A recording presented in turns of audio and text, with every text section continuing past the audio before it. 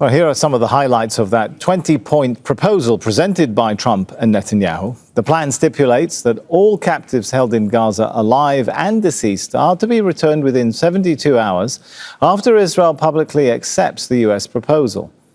This will be followed by Israel freeing nearly 2,000 Palestinians. They consist of 250 life sentence prisoners and 1,700 people from Gaza detained during the war.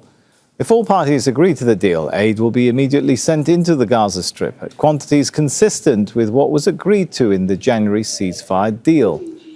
On the governance of Gaza, the plan says that Hamas and other factions must agree to have no future role, either directly or indirectly.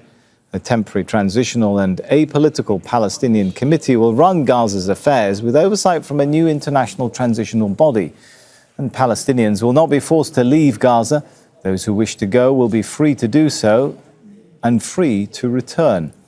The proposal says Israel will not occupy or annex Gaza, and its army will withdraw in phases.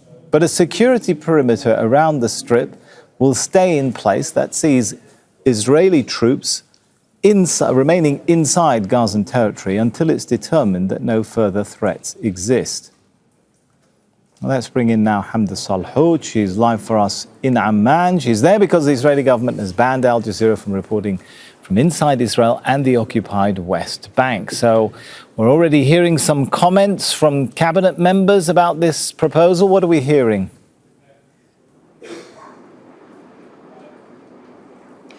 We are hearing reaction from the Israeli government this morning. While no one is directly opposing this deal, there are some criticisms saying that it is imperfect, it's a surrender, and essentially it's a failure on behalf of Israel's leadership to agree to a deal that would essentially be giving up all of the territory seized in the Gaza Strip. Those are the words of some members of his right-wing coalition. And again, no one is directly opposing this deal, saying that at this point it's probably the best case scenario because they weren't able to defeat Hamas inside of the Gaza Strip after nearly 2 years. But I want to point to some comments Benjamin Netanyahu made shortly before taking off from Washington, D.C. He's now en route heading back to Israel. He said that this was a, quote, historic visit in Washington, saying that he wants the people to see that he was able to achieve this plan with the United States, saying that the Israeli forces would essentially remain in Gaza, which is not part of the plan. It says that Israeli forces would withdraw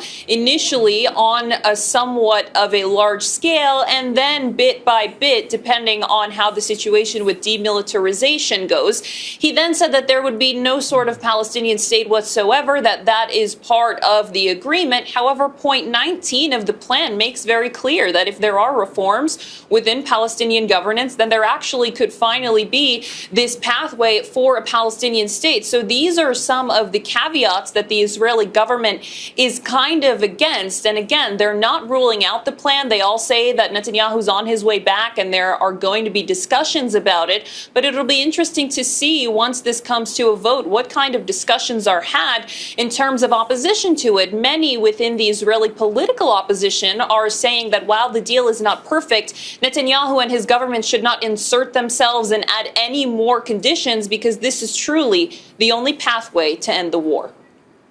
All right, thanks so much to Hamdah Salhut there from Amman in Jordan.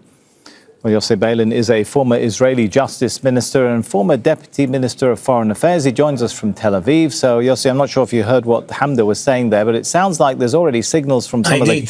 Well, that's good. It sounds like there's already signals from some of the cabinet members that they're going to be pushing back on this, or at least asking for different clauses or amendments. Is that where we're heading?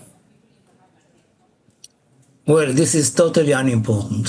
I mean, there is a big majority which will support it, not only in the public opinion, which is clear that more of 70%, more than 70% would support it. But the main issue is the votes in the cabinet, in the parliament.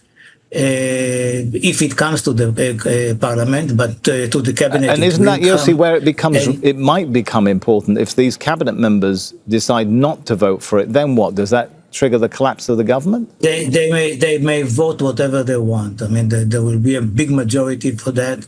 And another thing is that from the point of view of the parliament, the opposition already declared that it will support it. So no problem for Netanyahu to get the majority that he needs.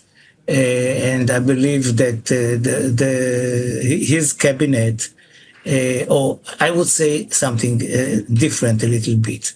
If this is a situation in which the extreme right parties will leave the government because of the plan, it was all worthwhile. I mean, speaking about preparing the plan, because they should have never been on an Israeli government or on any government in the world.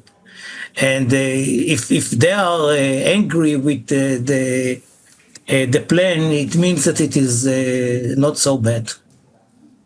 I understand that, but might that be a problem? You might not have a problem with that. Might that be a problem for Netanyahu if some of these parties withdraw from his government? Does that mean his government collapses? In which case, what happens next?